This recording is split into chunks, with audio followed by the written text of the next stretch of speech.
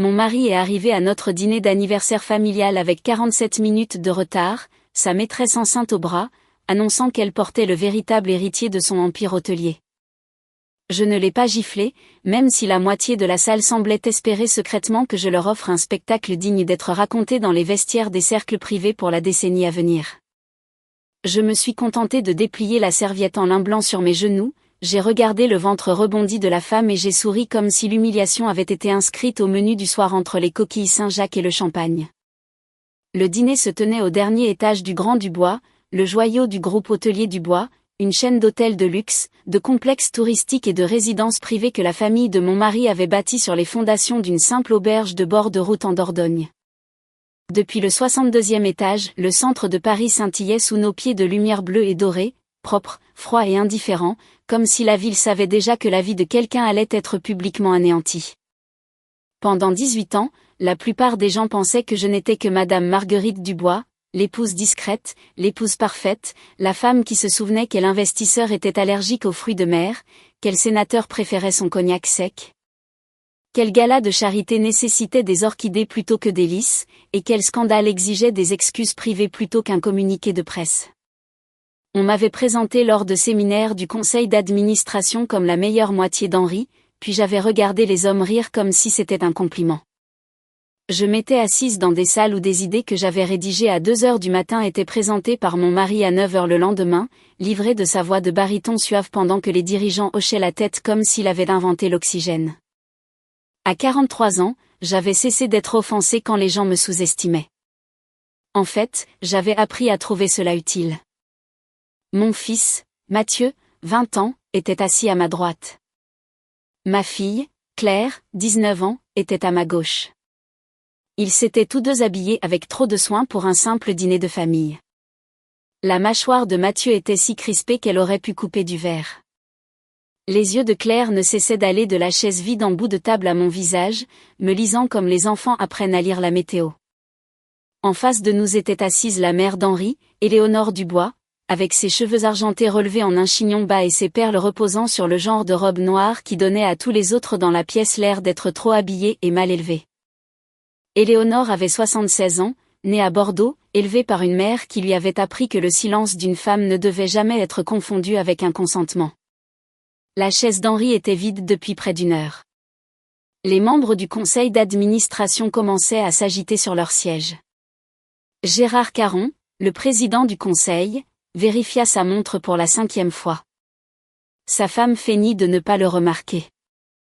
2 hommes d'un fonds d'investissement privé chuchotaient près des fenêtres.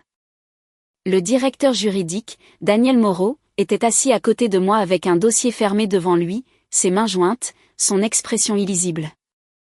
Éléonore leva son verre d'eau. Henri a toujours aimé soigner ses entrées, dit-elle doucement. Je gardai les yeux fixés sur la porte. Cette fois, dis-je, je pense que nous devrions le laisser occuper toute la scène. Claire me regarda vivement. Maman. Je posai ma main sur la sienne sous la table. Pas encore. Puis les doubles portes s'ouvrirent. Tous les visages se tournèrent vers Henri Dubois, qui entra vêtu d'un costume anthracite, d'une pochette blanche et du demi-sourire satisfait d'un homme qui croyait que chaque pièce était un tribunal et que chaque femme à l'intérieur était une preuve qu'il pouvait réarranger.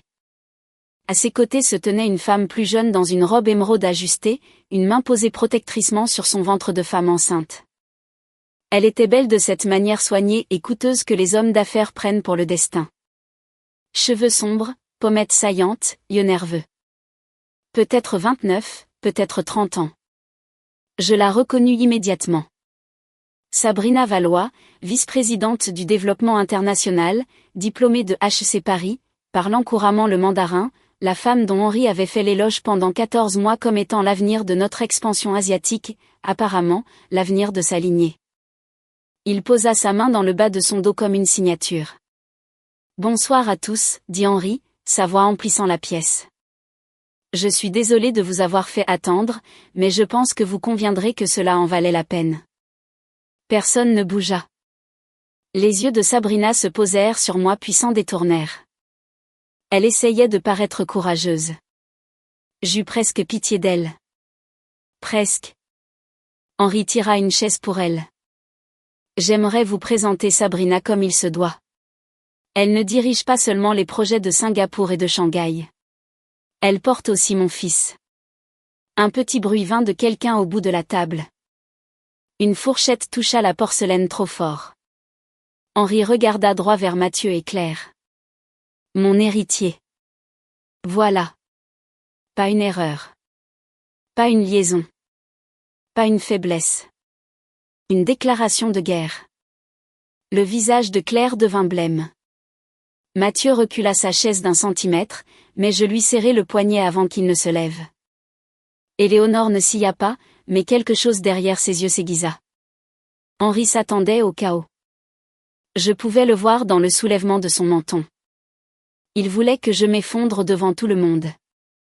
L'épouse vieillissante remplacée par la dirigeante enceinte, les anciens enfants déclassés par le fils à naître, la femme discrète évincée de la dynastie par la biologie et l'arrogance. Je me levai de ma chaise.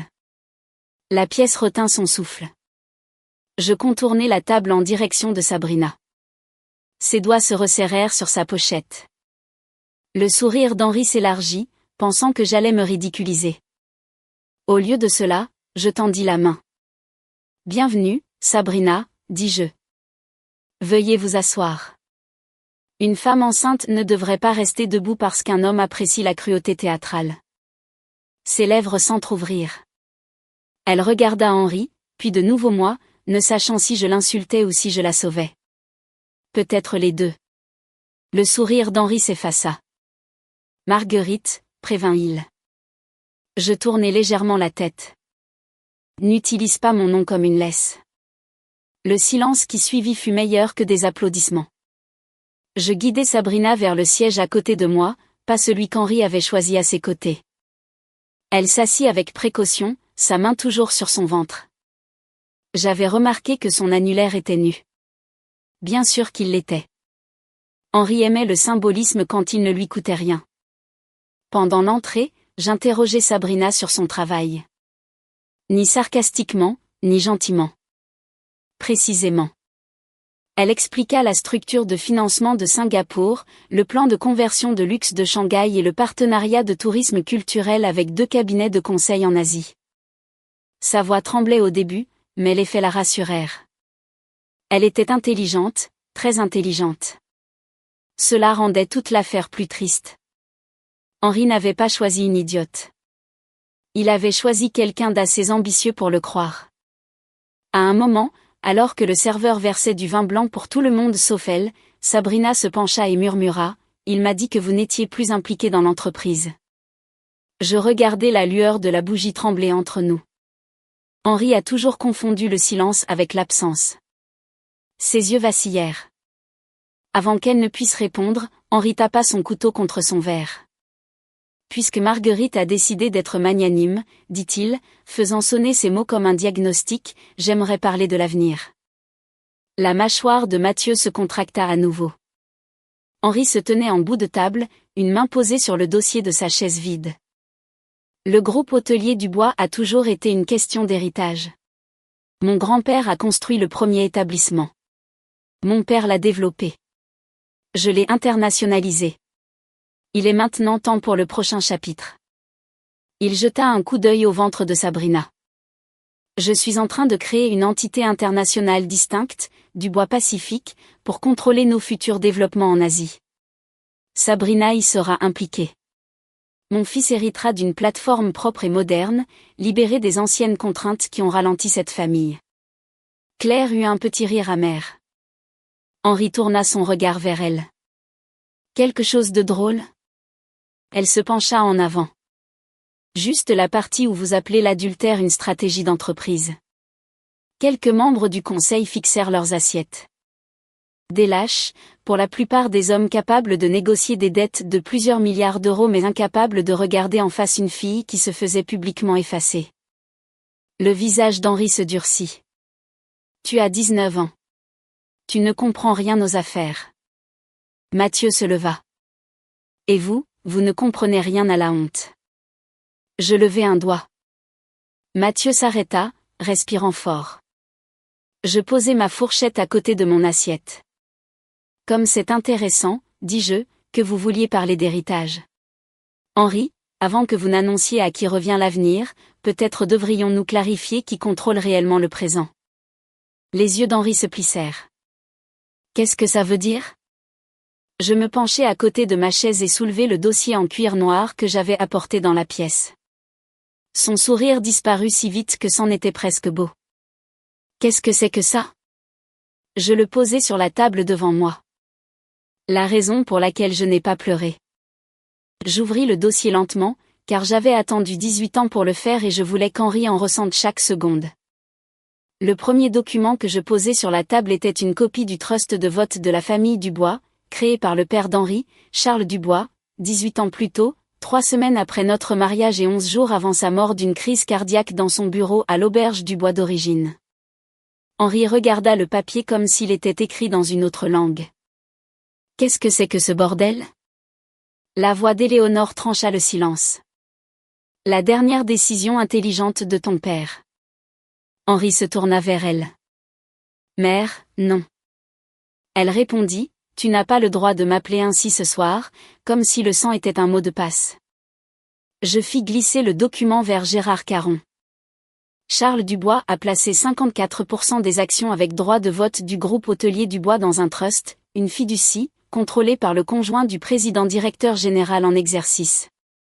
Au moment de sa mort, Henri venait de devenir PDG. Je suis devenue l'administratrice majoritaire. Gérard fixa les signatures. Son visage changea, passant de l'incrédulité à la reconnaissance, puis à la peur. Je me souviens de ça, dit-il calmement. Charles disait que c'était pour la stabilité. C'était parce qu'il savait que mon fils aimait plus les applaudissements que le jugement, dit Éléonore. Henri éclata de rire. C'est ridicule. Marguerite n'a jamais rien contrôlé. Elle signait tout ce que je lui disais de signer. Je le regardais.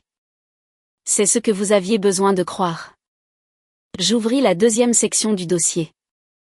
Des copies circulèrent autour de la table, distribuées par Daniel Moreau et 2 associés qui étaient entrés discrètement par la porte latérale. Henri les regarda comme si des étrangers avaient envahi sa maison, ne comprenant pas qu'ils avaient été invités bien avant son arrivée. Pendant 18 ans, dis-je, Henri a exercé les droits de vote grâce à une procuration limitée que je lui ai donnée. Cette autorité était révocable à tout moment. Chaque acquisition majeure, vente d'actifs, facilité de crédit, nomination de cadres et structures transfrontalières nécessitait ma signature, non pas en tant qu'épouse, mais en tant qu'administratrice majoritaire. L'un des hommes du fonds d'investissement murmura, « Mon Dieu !» Henri frappa la table de sa paume. C'est une manœuvre de jalousie. Sabrina sursauta. Pas moi. Non, la liaison est dégoûtante, mais ce n'est pas pour ça que nous sommes ici. Alors pourquoi sommes-nous ici? Parce qu'il y a 7 mois, j'ai découvert des transferts irréguliers depuis nos comptes de développement international vers 5 sociétés écrans enregistrées à Singapour, au Luxembourg et aux îles Caïmans. Ces sociétés n'appartenaient pas au groupe hôtelier Dubois. Elles étaient contrôlées par vous. La pièce devint si silencieuse que je pouvais entendre le faible bourdonnement du système de chauffage. Daniel Moreau se leva. Mon cabinet a examiné les documents. Les transferts totalisent environ 38,6 millions d'euros, acheminés via des contrats de conseil, des frais d'option sur des terrains gonflés et de fausses avances sur frais d'entrée de marché. Le visage de Sabrina perdit toute couleur. Henri pointa Daniel du doigt. Vous travaillez pour moi. Daniel ne bougea pas. Je travaille pour le groupe hôtelier Dubois. Mathieu se pencha en avant, sa voix basse. Papa. Henri regarda son fils comme si Mathieu était un employé qui avait parlé sans permission. Reste en dehors de ça. Le visage de Mathieu se contracta, mais il se rassit quand je touchai son bras. Sabrina avait ouvert sa copie des documents. Sa main tremblait sur les pages. La robe émeraude, si audacieuse à son arrivée, ressemblait soudain à une armure de théâtre. Vous m'aviez dit que Dubois Pacifique était créé pour notre enfant, dit-elle. Henri se tourna rapidement vers elle. C'est le cas. C'est compliqué. Elle continua à lire. Mon nom n'est sur aucun de ces papiers. Sabrina, le nom du bébé n'est sur aucun de ces papiers. Il tendit la main vers elle. Elle la retira. Ces sociétés ne sont qu'à vous, dit-elle. Vous ne construisiez pas un héritage. Vous organisiez une porte de sortie. Claire couvrit sa bouche, mais pas avant qu'un rire froid ne s'échappe. Henri se tourna brusquement vers elle. Tu trouves ça drôle? Non, dit-elle, des larmes brillant dans ses yeux. Je trouve que c'est la chose la plus honnête que vous ayez jamais faite. Il fit un pas vers elle. Mathieu se leva si vite que sa chaise grinça en reculant. Ne faites pas ça. Henri le fixa. Pour la première fois cette nuit-là, il sembla réaliser que ses enfants n'étaient pas des accessoires disposés autour de son héritage. Ils étaient des témoins. Pire, ils étaient assez âgés pour se souvenir. Éléonore se leva lentement. Elle retira la bague en saphir de sa main droite, celle que Charles Dubois lui avait offerte pour leur 25e anniversaire de mariage, celle qu'Henri avait toujours appelée le sceau de la famille. Chaque femme de la lignée Dubois l'avait portée à un moment donné, mais Éléonore ne me l'avait jamais offerte. Pas une seule fois en 18 ans. Elle contourna la table et la plaça dans ma paume. Cela aurait dû être à toi depuis longtemps. La voix d'Henri se brisa. Mère, non. Elle le regarda avec un chagrin si ancien qu'il s'était durci comme de l'os. Je t'ai protégé quand tu étais imprudent. Je t'ai défendu quand tu étais égoïste. Je t'ai excusé quand tu embarrassais ta femme parce que je pensais que le pouvoir te ferait mûrir.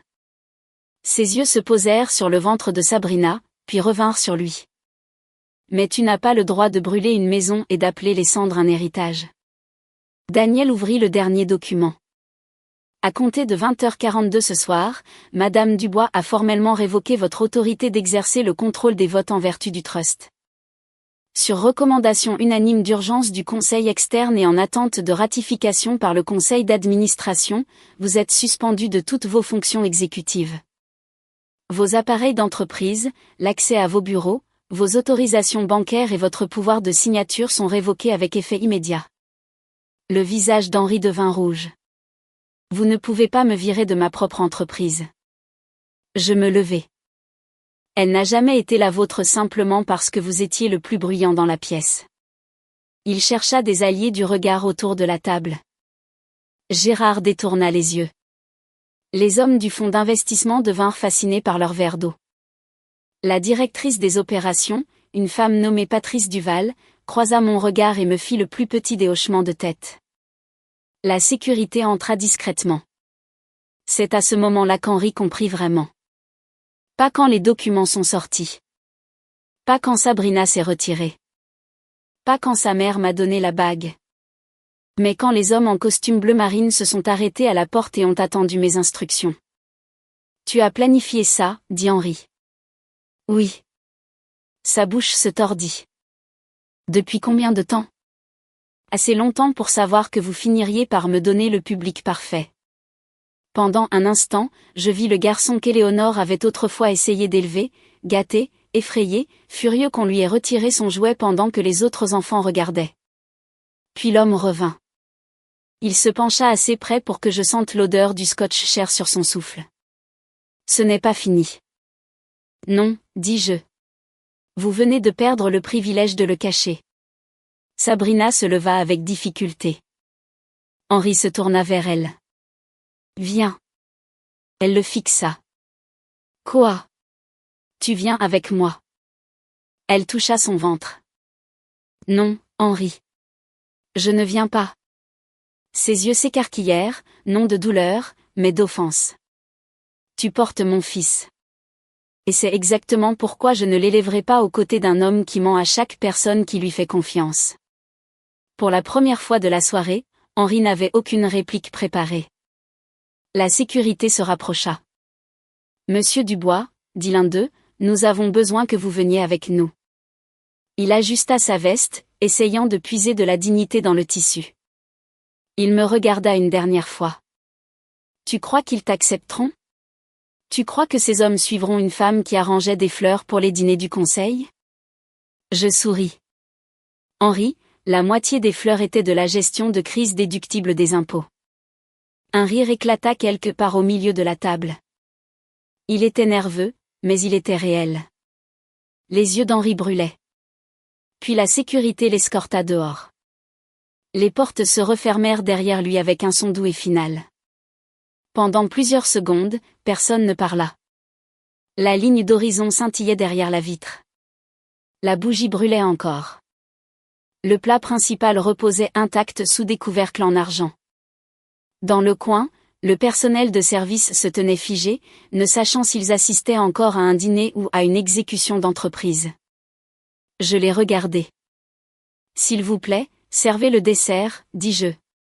Le chef pâtissier a fait une tarte tatin aux noix et à l'armagnac, et je refuse de laisser un homme renvoyer gâcher du bon beurre. » Cette fois, plus de gens rirent. Pas fort, pas librement, mais suffisamment. Sabrina était assise à côté de moi, des larmes coulant sur ses joues. Elle paraissait plus jeune maintenant, dépouillée du fantasme dont Henri l'avait enveloppée. « Je pensais que vous n'étiez que sa femme, murmura-t-elle. Je sais. Il m'a dit que vous ne vous souciez pas de l'entreprise. Il a raconté beaucoup de mensonges utiles à beaucoup de gens. » Sa main se posa sur son ventre. Je l'ai cru. C'était son talent. Elle regarda le dossier. « Vous me détestez ? » J'y ai réfléchi. Vraiment réfléchi. La réponse facile aurait été oui. Elle était entrée au dîner de ma famille dans une robe assez vive pour être une blessure. Elle s'était laissée présenter comme l'avenir alors que mes enfants étaient assis là, réduits à de vieux meubles. Mais j'avais vu son visage quand elle avait lu ses documents. J'avais entendu le moment exact où son rêve s'était brisé. « Mon problème n'est pas que vous l'ayez aimé, dis-je. Mon problème est qu'il nous a toutes les deux rendues utiles. » Elle baissa la tête et pleura silencieusement. Claire la regardait de l'autre côté de la table, la rage et la pitié se livrant bataille sur son visage. Mathieu regardait par la fenêtre, les poings serrés. Éléonore retourna à son siège comme une reine revenant d'un champ de bataille qu'elle n'avait pas voulu mais qu'elle comprenait. Gérard s'éclaircit la gorge. « Marguerite, que se passe-t-il maintenant ?» Je fermai le dossier. « Maintenant, nous protégeons l'entreprise avant qu'Henri ne mette le feu à ce qu'il ne peut pas contrôler. » Cette nuit-là ne s'est pas terminée avec le dessert. Elle s'est terminée avec des avocats sur 3 fuseaux horaires, des comptes gelés, des appels d'urgence aux créanciers, et un trajet silencieux à la maison avec mes enfants sur la banquette arrière, comme s'ils avaient à nouveau 8 et 9 ans au lieu d'être presque des adultes. Quand nous nous sommes garés dans l'allée de notre maison de Neuilly-sur-Seine, celle qu'Henri avait achetée parce qu'elle ressemblait à la vieille fortune même si son grand-père avait commencé pauvre, Claire parla enfin. « Tu savais pour Sabrina ?» J'éteignis le moteur. « Oui. » La tête de Mathieu se tourna vivement vers moi. « Depuis combien de temps ? » Depuis des mois. La voix de Claire se brisa. « Et tu ne nous as rien dit. » J'avais besoin que vous soyez en sécurité. J'avais besoin de preuves avant l'émotion. Si je vous avais prévenu trop tôt, votre père aurait utilisé vos réactions contre vous. Mathieu sortit de la voiture et claqua la portière. Je le laissai faire. Claire resta. Le bébé est vraiment un garçon ? Je ne sais pas. Ça t'importe ? Je regardais à travers le pare-brise la maison où j'avais organisé des fêtes de Noël, des brunchs de remise de diplômes, des cocktails pour les investisseurs, et 18 ans d'un mariage qui avait apparemment été plus un décor de théâtre qu'un foyer. Ce qui m'importe, c'est que le bébé soit innocent, dis-je. Ce qui m'importe, c'est que votre père ait essayé de l'utiliser comme une arme. Claire s'essuya le visage. Je le déteste. Je sais. Et toi ? Je pensais au visage d'Henri quand la salle s'était détournée de lui. Je pensais à l'humiliation qu'il avait prévue pour moi. À la façon dont il avait regardé nos enfants en appelant un autre enfant à naître son véritable héritier. Je l'ai détesté pendant un temps, dis-je. Puis j'ai réalisé que la haine est un logement gratuit pour quelqu'un qui a déjà pris trop. Elle pleura alors, pas délicatement mais à chaudes larmes, pliée en deux avec ses bras autour d'elle-même. Je la tins dans le siège passager jusqu'à ce que les lumières du porche deviennent floues. À l'intérieur, Mathieu était dans la cuisine, fixant l'îlot en marbre. Il avait trouvé le vieil album photo qu'Éléonore gardait dans le bureau. Il était ouvert sur une photo d'Henri à 20 ans, debout à côté de Charles Dubois devant la première auberge Dubois, tous deux souriant comme si l'héritage était une promesse, pas une épreuve. Papy savait, dit Mathieu. Oui, à propos de papa. Il se doutait de ce que votre père pouvait devenir. Mathieu me regarda. Et il vous a fait confiance. Je retirai la bague en saphir et la posai sur l'îlot entre nous. Il a fait confiance à la personne qui ferait le travail. Mathieu fixa la bague, puis moi, et quelque chose sur son visage changea. Pas la guérison, pas encore, mais la reconnaissance. Le lendemain matin, j'arrivai au siège de Dubois à 7h15, vêtu d'un tailleur gris qu'Henri m'avait un jour dit me donner un air trop sévère pour les déjeuners de donateurs. Je portais la bague en saphir à ma main droite. La réceptionniste du hall, Linda, leva les yeux et dit « Bonjour, Madame Dubois ». Puis elle vit la bague. Ses yeux s'écarquillèrent. « Bonjour », corrigea-t-elle doucement. « Madame la Présidente ». J'ai failli rire. Non pas parce que le titre importait. Mais parce que pendant 18 ans, j'avais traversé ce hall en portant des classeurs, des fleurs, des cadeaux d'excuses, des plans de table, des mémos financiers révisés et des solutions discrètes. Ce matin-là, le sol en marbre sonnait différemment sous mes talons. La salle du conseil au 49e étage était déjà pleine. Certains administrateurs avaient l'air épuisés. D'autres, coupables. Quelques-uns semblaient irrités, ce qui me disait exactement qui avait été à l'aise avec la version du leadership d'Henri. L'avocat d'Henri, un homme au visage acéré nommé Pierre Allègre, était assis au bout de la table avec un ordinateur portable ouvert et un visage prêt au combat. Je pris le siège central. « Bonjour », dis-je. « Aujourd'hui, nous ne discutons pas de la chute d'Henri. Nous décidons de la manière dont Dubois se relève. » Pierre leva une main. Mon client n'a pas eu le temps adéquat pour répondre à ces accusations. Votre client a eu 7 mois pour transférer de l'argent via des contrats de conseil frauduleux, dis-je. Il peut utiliser 24 heures pour décider s'il veut un recouvrement civil discret ou une saisine pénale. Patrice Duval toussa une fois dans son poing. Gérard baissa les yeux, cachant ce qui aurait pu être un sourire.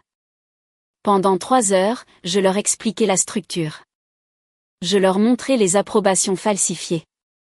Je leur montrai les options sur terrain gonflé.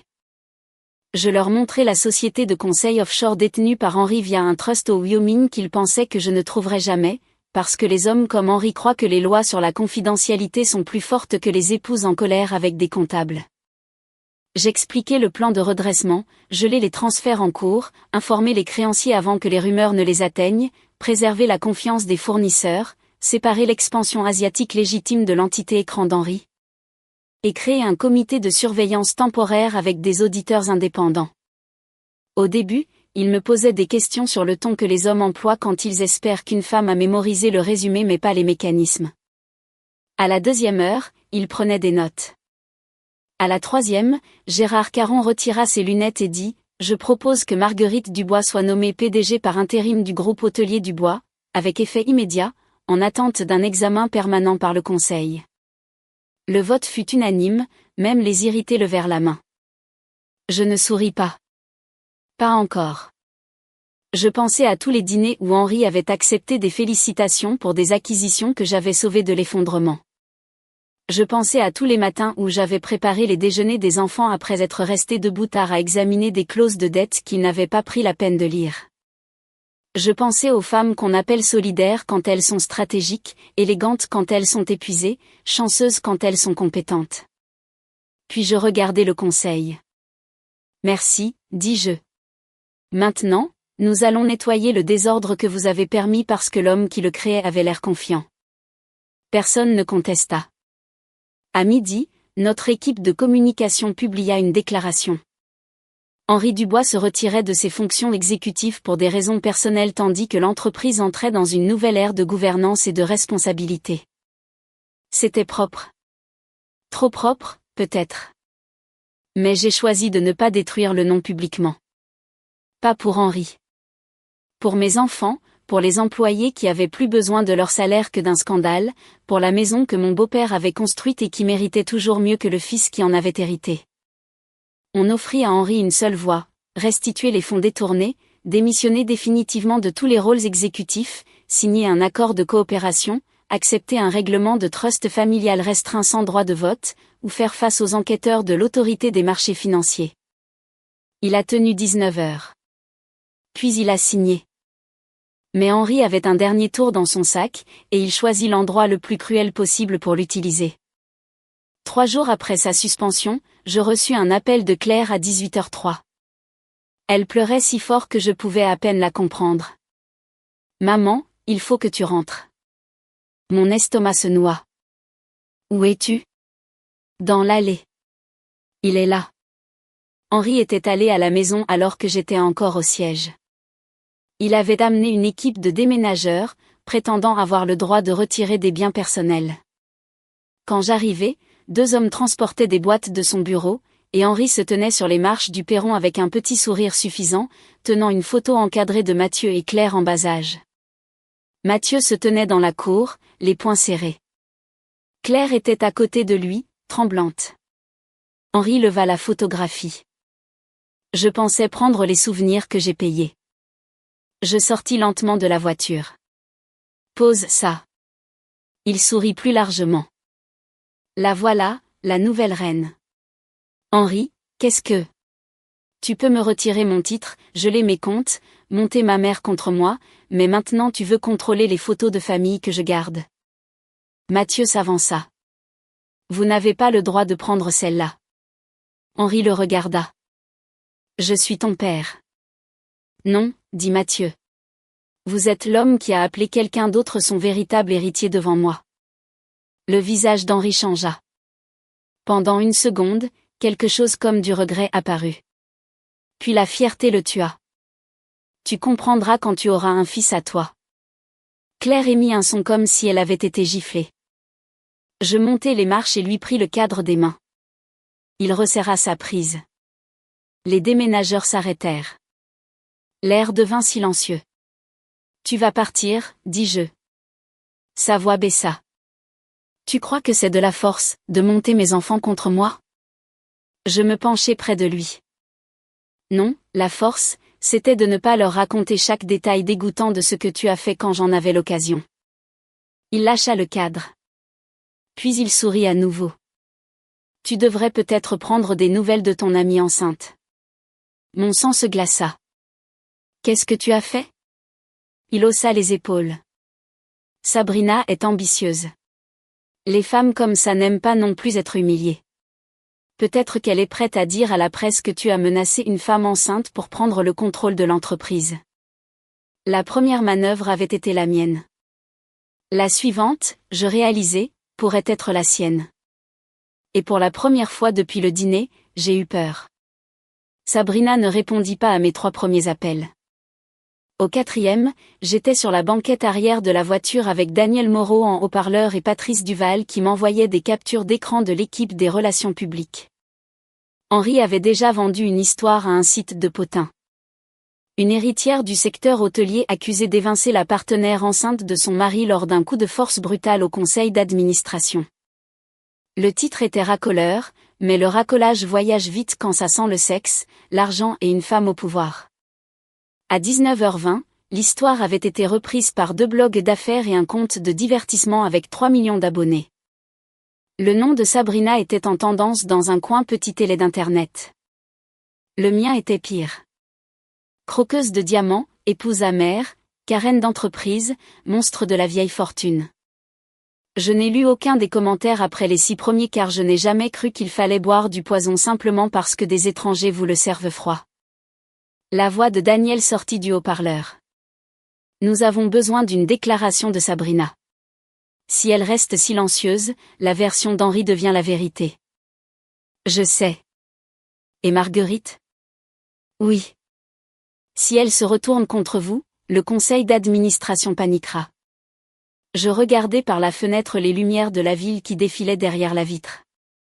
Alors nous allons savoir si elle veut la vérité ou la vengeance. Je la joignis finalement à 19h44. Sa voix était faible. M'avez-vous menacé ? Non, il a dit que vous le feriez. Vous savez ce qu'il a dit ? Il a dit que vous me prendriez mon travail, ruineriez mon statut de visa, et vous assureriez que personne dans l'hôtellerie ne m'embaucherait à nouveau. Je fermai les yeux. Henri savait toujours où appuyer. Il n'avait pas besoin d'inventer la peur. Il lui suffisait de trouver le bleu. Sabrina, repris-je, votre dossier professionnel est impeccable. Votre avocat pour le visa a déjà été contacté. Vous n'êtes pas licencié pour ce qu'Henri a fait. On vous demande de dire la vérité sur ce qu'il vous a promis. Silence. Puis, il m'a dit que l'entreprise était cruelle envers les femmes. Cette partie n'était peut-être pas entièrement fausse. Un rire brisé s'échappa du téléphone. Il a dit que vous me détestiez. J'ai voulu vous détester. Ça aurait été plus simple. Pourquoi ne l'avez-vous pas fait? Parce que vous avez regardé ces documents comme quelqu'un qui réalise que l'homme qu'elle aimait avait construit une pièce sans porte. Elle se mit à pleurer. Je la laissai faire. Puis elle dit, il y a autre chose. Ma main se crispa sur le téléphone. Quoi? Je l'ai enregistré. La voiture sembla devenir silencieuse autour de moi. Quand? Ce soir. Il est venu à mon appartement après le dîner. Il a dit que nous devions accorder nos violons.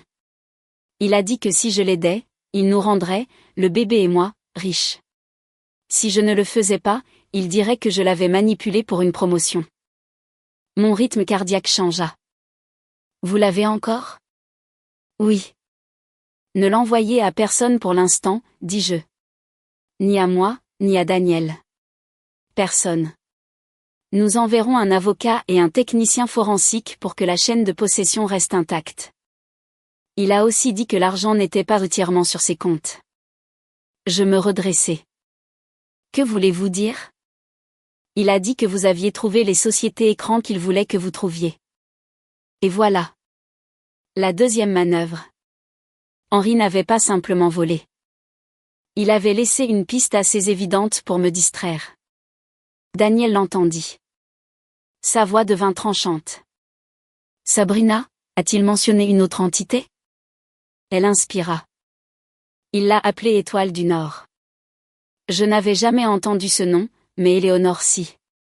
Quand j'entrai dans son salon 30 minutes plus tard, elle attendait déjà avec un verre d'eau non touché à côté d'elle et une boîte à cigares sur la table basse.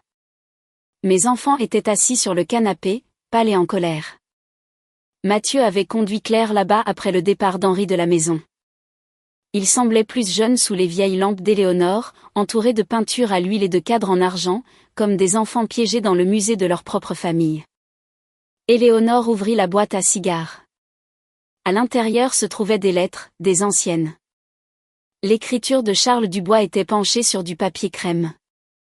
Ton mari n'a pas inventé les sorties secrètes, dit Éléonore. Il a hérité de l'appétit. Je m'assis lentement. Qu'est-ce qu'Étoile du Nord? Elle toucha la première lettre. Des années avant la mort de Charles, Henri a essayé de le convaincre de scinder les terrains de 4 propriétés historiques en une société holding privée. Charles a refusé. Il disait que les hôtels ne sont pas seulement du marbre et des matelas. Ce sont des terres, du travail, de la mémoire. Henri l'a traité de sentimental. Mathieu fixa le vide. Quel âge avait papa? 32 ans, dit Éléonore. Assez vieux. Elle me tendit un document de la boîte. Étoile du Nord Asset Holdings. Je lus les noms. Henri Dubois, Pierre Allègre, et un troisième que je ne reconnaissais pas. Léopold Prieur. Daniel, qui était arrivé derrière moi, se pencha par-dessus mon épaule. Léopold Prieur est chez Cap Noir Capital. Patrice, au téléphone, jura doucement. Cap Noir rachetait discrètement des actifs hôteliers en difficulté depuis des années. Si Henri avait transféré des options sur des terrains ou des obligations de dette vers eux, ce n'était pas seulement du vol. C'était du sabotage. Il pouvait faire paraître Dubois instable, faire baisser la valorisation, puis aider Cap Noir à récupérer les actifs une fois l'entreprise paniquée. Les yeux d'Éléonore se remplirent de quelque chose qui ressemblait à de la honte. Charles a gardé les lettres parce qu'il espérait qu'Henri deviendrait meilleur que sa pire idée. Claire se leva brusquement. Il allait tout détruire. Je regardais le document d'Étoile du Nord.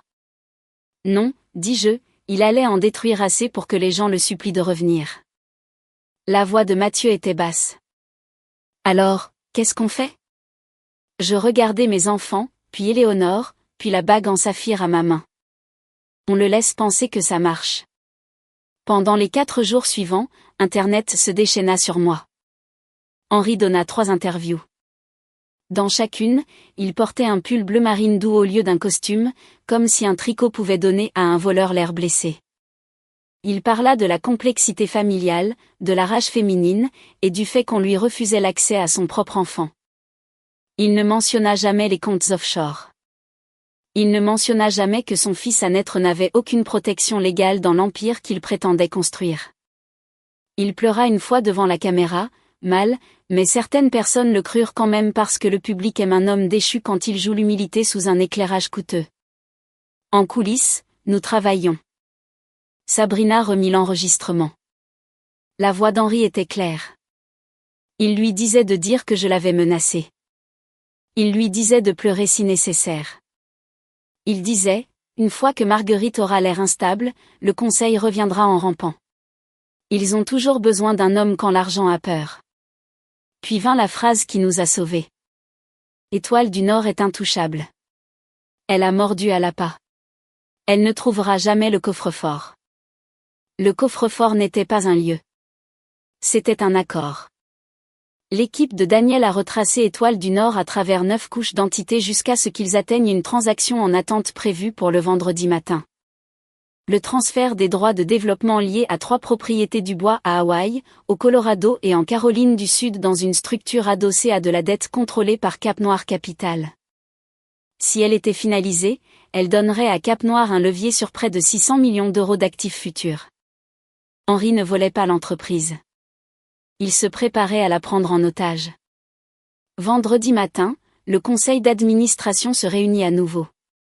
Cette fois, Henri vint, non pas parce qu'il était invité, mais parce qu'il avait obtenu une ordonnance judiciaire temporaire forçant l'entreprise à lui permettre d'assister en tant qu'ancien dirigeant sans droit de vote pendant que ses avocats contestaient l'action du trust. Il entra avec Pierre Allègre d'un côté et Léopold Prieur de l'autre, souriant comme le fils prodigue revenu avec une arme chargée. Des caméras attendaient à l'extérieur du bâtiment. Les investisseurs étaient nerveux. Les employés lisaient les gros titres dans les salles de pause. Les actionnaires de l'entreprise exigeaient des réponses. Henri regarda le conseil, puis moi. Marguerite, dit-il chaleureusement, pour le bien de tous, j'espère que nous pourrons arrêter cette folie avant qu'elle ne détruise ce que ma famille a construit. Je me tenais au bout de la table. Je l'espère aussi. Il cligna des yeux. Il s'attendait à de la colère. Je désignai la chaise vide en face de moi. Asseyez-vous. La réunion commença avec Pierre Allègre qui soutenait que j'avais émotionnellement manipulé Éléonore, contraint Sabrina, et utilisé un document de trust obscur dans une vendetta personnelle.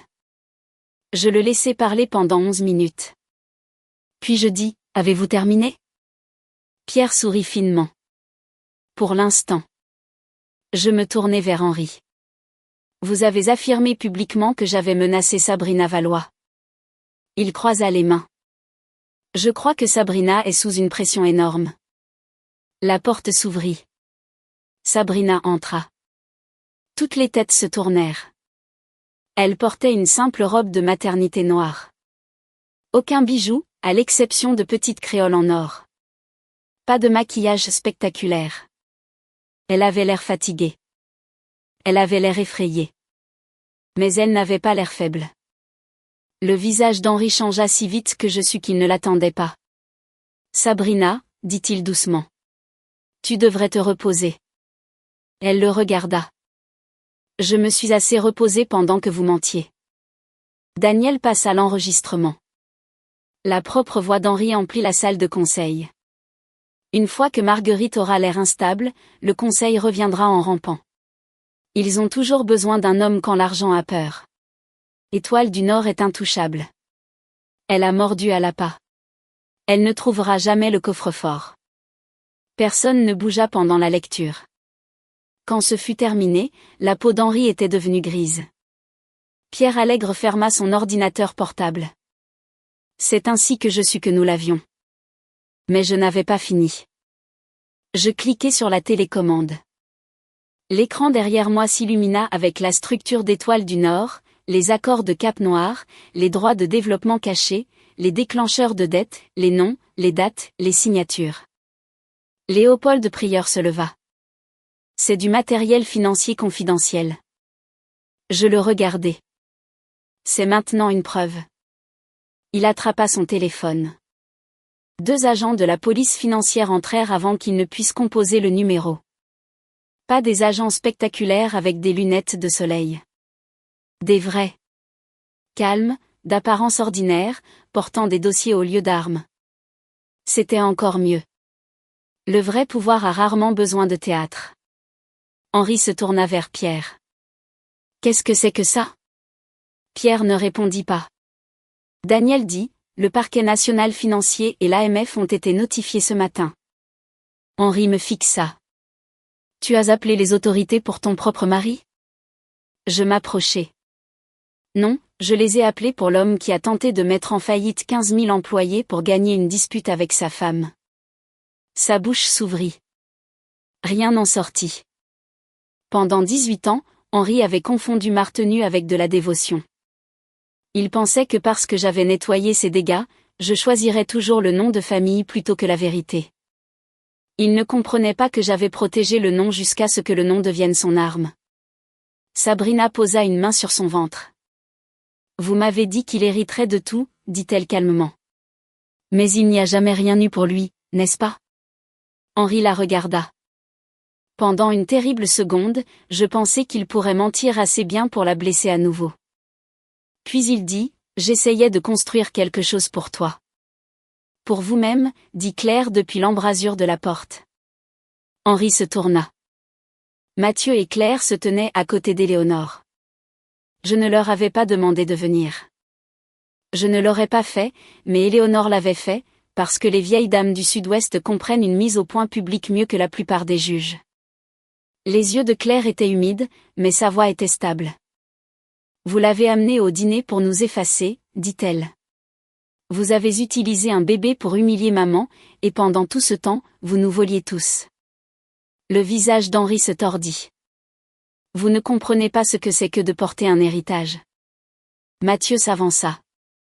Non, je comprends exactement à quoi ça ressemble quand un homme en laisse tomber un et accuse tout le monde pour le bruit que ça fait.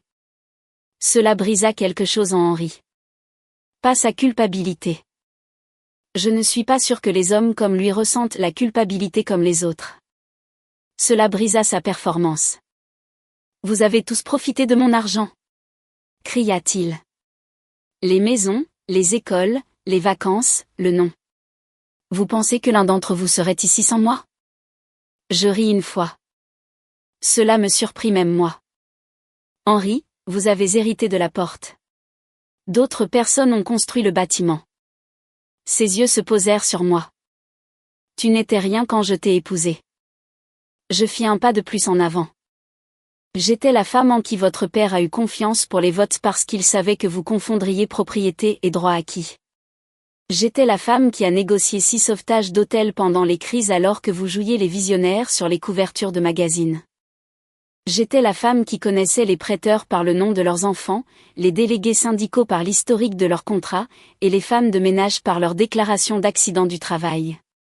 J'étais la femme qui s'assurait que votre empire ne s'effondre pas sous le poids de votre ego. La pièce était silencieuse. Je montrai l'écran. Et j'étais la femme qui vous a laissé entrer au dîner avec votre maîtresse parce que je savais que l'arrogance est plus utile quand elle apporte son propre microphone. Pour la première fois en 18 ans, Henri me parut petit. Pas impuissant, petit. Il y a une différence. Les agents escortèrent Léopold Prieur en premier. Pierre Allègre suivit volontairement après avoir demandé un avocat. Henri ne fut pas arrêté avec des menottes ce matin-là. La vie est rarement aussi cinématographique, mais son passeport fut signalé, ses comptes gelés, et au coucher du soleil, il était sous enquête fédérale pour fraude sur les valeurs mobilières, fraude électronique et complot. Le conseil vota 11-0 pour me nommer PDG permanente. Cette fois, je souris. Non pas parce que j'avais gagné, mais parce que les gens qui m'avaient qualifiée de décorative venaient de me remettre les clés par écrit. La conférence de presse eut lieu à 16h. Je portais à nouveau le tailleur gris. Sabrina se tenait à mes côtés. Patrice aussi. Éléonore était assise au premier rang avec Mathieu et Claire. Je n'ai pas raconté au monde chaque détail intime. Je n'en avais pas besoin. Je leur ai dit que le groupe hôtelier Dubois avait découvert une tentative de malversation financière liée à l'ancienne direction et à des parties externes. Je leur ai dit que les salaires des employés, les opérations des clients et les obligations des partenaires étaient protégés. Je leur ai dit que Dubois établirait un comité d'éthique indépendant et un trust d'héritage empêchant tout membre de la famille de contrôler les actifs sans normes de performance et surveillance. Puis un journaliste cria, « Madame Dubois, est-ce que la liaison de votre mari a déclenché tout ça ?» La tension dans la pièce monta d'un cran. Je regardai les caméras. « Non, dis-je. Sa liaison a révélé son caractère. Ses crimes ont déclenché ceci. » Ce clip est devenu viral avant le dîner. Pas comme les mensonges d'Henri étaient devenus viraux. Plus propre, plus net. À minuit, des femmes que je n'avais jamais rencontrées le postaient sous des histoires de patrons qui volaient le crédit de leur travail, de maris qui les traitaient d'émotives, de pères qui déshéritaient leurs filles, d'hommes qui croyaient que la patience signifiait la faiblesse. La semaine suivante fut moche. Vraiment moche. Les avocats d'Henri se battirent. Cap Noir nia tout. Les commentateurs se disputèrent pour savoir si j'étais brillante ou impitoyable. Comme si les femmes n'étaient autorisées à être l'une que si elles s'excusaient pour l'autre. Mais les faits tinrent bon. Les actifs récupérés revinrent par étapes. L'accord d'Étoile du Nord fut bloqué. 2 dirigeants qui avaient aidé Henri démissionnèrent discrètement avant de pouvoir être licenciés. Pierre Allègre passa un accord de coopération. Léopold Prieur découvrit que les hommes riches n'apprécient pas les blagues sur la prison quand elles deviennent des possibilités. Sabrina démissionna de Dubois selon ses propres termes. 3 semaines plus tard, elle vint me voir au siège. Elle portait des chaussures plates, un pull crème, et aucune armure. Son ventre était rond et haut. Elle avait l'air épuisée de la manière honnête dont les femmes enceintes le sont quand tout le monde a une opinion sur leur corps et que personne ne leur offre une chaise assez rapidement. On m'a offert un poste à Hong Kong, dit-elle. Avec une société légitime, pas par l'intermédiaire d'Henri. Vous devriez l'accepter si vous le voulez. Je ne sais pas ce qui va se passer avec le bébé. Je croisai les mains. Le bébé a des droits. Le bébé n'a aucune culpabilité non plus. Ses yeux s'emplirent de larmes. Je ne m'attends pas à ce que vous vous souciez de lui. Je ne m'attends pas à ressentir une seule chose simple. Cela la fit sourire à travers les larmes. Je fis glisser un document sur le bureau. Ce n'était pas un pot de vin, pas de l'argent pour acheter son silence, pas une punition. C'était un accord d'indépendance légale, un soutien médical, une aide à la réinstallation si elle choisissait Hong Kong. Des canaux de communication protégés, et une option future pour que l'enfant connaisse ses demi-frères et sœurs si toutes les parties étaient d'accord quand il serait plus âgé. Pas d'héritage par le sang seul. Pas d'exclusion par le scandale non plus. Sabrina le lut. Pourquoi faites-vous ça? Je regardais la ligne d'horizon au-delà de mon bureau, la même ville qui m'avait vu être humiliée puis m'avait vu me relever. Parce que vous haïr ne me rendrait rien de ce qu'il a pris. Et parce qu'aucun enfant ne devrait naître en devant payer la dette des péchés de son père. Elle couvrit son visage et pleura. Quand je l'ai dit à Claire et Mathieu, ça ne s'est pas bien passé. Claire explosa. Tu l'aides. J'aide un enfant. Elle est entrée dans ce dîner. On lui a menti. Elle est quand même entrée. Oui. Claire arpentait la cuisine comme une tempête piégée dans une peau. Et alors? On devient juste une grande famille bizarre? Non, dis-je, nous devenons honnêtes. Le bizarre est optionnel. Mathieu faillit sourire. Claire non. Je ne peux pas lui pardonner, dit-elle. Je ne te demande pas de le faire. Je ne peux pas lui pardonner à elle non plus. Je ne te demande pas ça non plus. Alors qu'est-ce que tu demandes? Je pris ses mains. Que nous ne devenions pas cruels simplement parce que la cruauté nous a touchés en premier. Elle pleura alors, en colère contre les larmes, en colère contre moi de ne pas rendre la haine plus facile. Mathieu était plus calme. Si ce gamin demande un jour des nouvelles de papa, dit-il, il devrait avoir la vérité. Pas la version de la presse, pas la version de papa. La vérité. Il l'aura, dis-je. Quand il sera assez grand. Et s'il veut le nom du bois. Je pensais aux documents du trust, au vote du conseil, à la vieille auberge en Dordogne, aux femmes de ménage dont Ledo soutenait plus l'entreprise qu'Henri ne l'avait jamais fait. Point alors il méritera la part qu'il voudra emporter. 2 mois plus tard, je retournai au Grand du Bois pour le premier dîner annuel de l'héritage sous le nouveau trust. Pas le dîner où Henri avait essayé de me remplacer. Un autre. La salle du dernier étage avait changé. J'avais fait enlever les immenses portraits des hommes du bois qui regardaient depuis les murs comme si la propriété était génétique. À leur place se trouvaient des photographies en noir et blanc, la première réceptionniste en 1958, le personnel de cuisine de 1973, l'équipe de maintenance après un ouragan, un groupe de femmes de ménage devant l'auberge d'origine. Éléonore en 1984, coupant un ruban dont Henri avait plus tard prétendu que son père s'était occupé seul. Au centre de la pièce se trouvait une petite photo encadrée de Charles Dubois, pas le portrait officiel qu'Henri aimait, mais une photo prise sur le vif. Charles, les manches retroussées, aidant à porter des chaises dans la salle de banquet d'origine. Éléonore se tenait à côté de moi. Elle la vit. Il aurait aimé celle-là. Je l'espère. Il vous faisait confiance, dit-elle. Je sais. Non, dit-elle. Je ne pense pas que vous sachiez. Charles ne faisait pas confiance facilement, surtout pas avec la chose qu'il aimait le plus. Je regardais autour de la pièce. L'entreprise? Elle secoua la tête. La chance que quelqu'un puisse nous rendre meilleurs que le sang.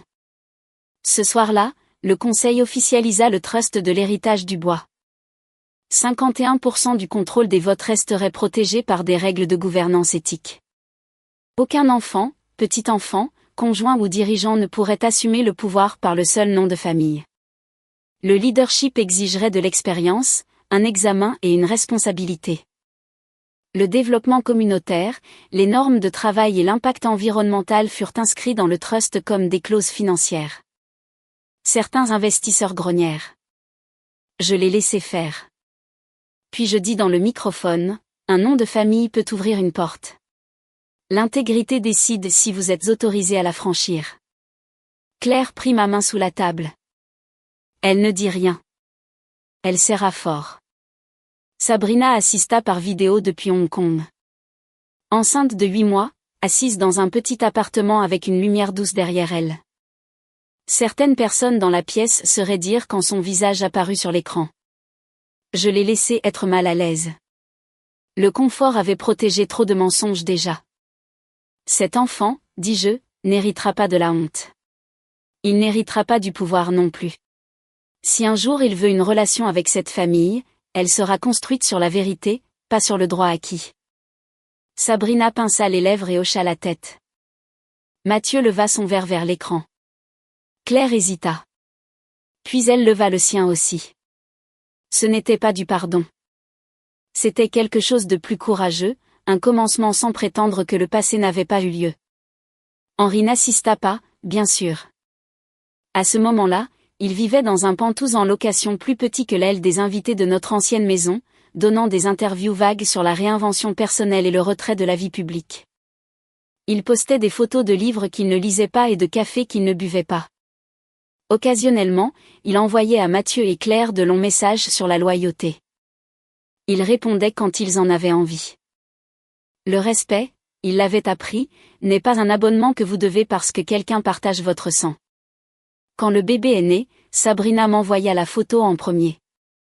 Un petit garçon, le visage rouge et ridé, furieux contre le monde d'être si lumineux. Il s'appelait Daniel Valois. Pas Dubois Valois. Je fixai la photo plus longtemps que prévu. Puis je la transférai à Mathieu et Claire. Mathieu répondit après 2 minutes. Il a l'air en colère. Claire répondit 1 heure plus tard. Il a les yeux de Mathieu quand il était bébé. Et juste comme ça, tranquillement, le monde ne s'est pas arrêté. Il s'est réorganisé. 1 an plus tard, je traversais le hall du Grand Dubois un mardi matin pluvieux avec une pile de rapports sous un bras et un café à la main. Le nouveau stagiaire à la réception me vit et se redressa trop vite. « Bonjour, Madame Dubois. » Linda, toujours au bureau principal de la conciergerie après 22 ans, le corrigea gentiment. « Madame la présidente Dubois. » Le jeune homme devint tout rouge. Je souris. « Marguerite suffit, si vous savez où sont les sorties de secours. » Il rit nerveusement. Linda me fit un clin d'œil. Le hall sentait le vernis au citron, le café et la pluie sur les manteaux de laine. Des clients passaient avec des valises à roulettes. Une petite fille en bottes roses sautait par-dessus les lignes dorées du sol en marbre. Un chasseur que je connaissais depuis ses 19 ans me fit un signe depuis les portes. C'était l'empire qu'Henri pensait posséder parce qu'il pouvait se tenir à son sommet et parler fort. Mais le pouvoir n'est pas le lustre. C'est le câblage. C'est la femme qui examine les contrats après minuit. L'employé qui se souvient du deuil d'un client. La femme de ménage qui signale une serrure cassée avant que le danger n'entre. La mère qui tient sa fille dans une allée après que le père a essayé de voler les photos de famille. La femme enceinte assez courageuse pour remettre un enregistrement qui ruine l'homme qu'elle a autrefois aimé. La grand-mère qui admet enfin que l'amour sans responsabilité n'est qu'une forme plus douce de dommage. Henri a essayé d'entrer au dîner avec sa maîtresse enceinte et de m'enterrer devant tout ce qui comptait. Il n'a pas compris que certaines femmes passent des années à servir le café tout en étudiant la carte complète du royaume. Certaines femmes ont l'air décoratives parce que les hommes sont trop vaniteux pour remarquer les clés à leur ceinture. Certaines femmes sourient à l'humiliation parce qu'elles savent déjà où les documents sont enterrés. Je n'ai pas gagné parce que j'étais sa femme. J'ai gagné parce que pendant 18 ans, j'avais fait le travail dont il s'attribuait le mérite. Et la nuit où il a essayé de me remplacer, il m'a donné la seule chose dont j'avais encore besoin, un public. Alors oui, j'ai servi le dessert. Oui, j'ai porté la bague. Oui, j'ai protégé le bébé. Oui, j'ai pris l'entreprise. Et si jamais Henri se demande où il a tout perdu, j'espère qu'il se souviendra du moment exact. Pas le vote du conseil, pas les agents fédéraux, pas le clip viral. Le dîner, la lueur des bougies, la femme qu'il pensait voir pleurer, le dossier noir s'ouvrant devant lui, et moi, assise calmement à la table qu'il croyait posséder, laissant enfin tout le monde voir qu'il avait soutenu depuis le début.